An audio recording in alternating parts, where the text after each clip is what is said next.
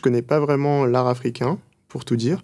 Mais par contre, mes parents viennent du continent africain, ils y ont grandi. Et du coup, tout ce qui est lié à l'Afrique m'intéresse, mais surtout dans sa dimension historique.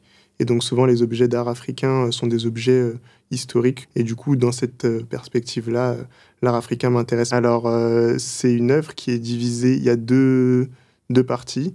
Donc, on va dire que il y a une partie qui représente un visage et une autre partie qui représente un personnage avec un visage mais aussi un corps. Et donc il y en a un qui se situe sur la tête de l'autre et ils n'ont pas les mêmes proportions, on va dire. Alors ma première réaction, elle n'est pas vraiment émotionnelle, c'est plutôt une réflexion. Je me demande d'où vient l'œuvre, en fait, quelle est l'histoire de l'œuvre, de l'acquisition de l'œuvre. Et peut-être qu'à partir de là, je pourrais imaginer un sens ou justement avoir des informations sur le sens que les personnes qui l'ont fabriquée y mettent. Et donc comprendre voilà, déjà d'où elle vient, qui l'a fabriquée, est-ce que ça a été fabriqué sur commande, parce que peut-être que c'est une commande, et donc dans ce cas, sa signification, elle est peut-être pas rituelle, par exemple.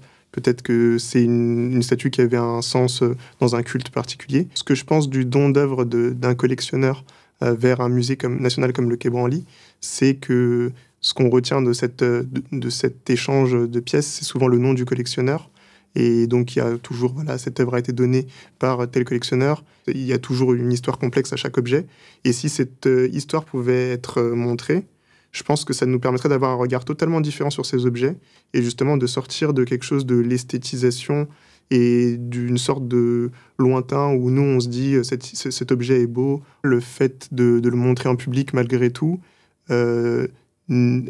doit s'accompagner d'une vraie explication de contexte et d'essayer de le faire circuler l'objet d'autre manière.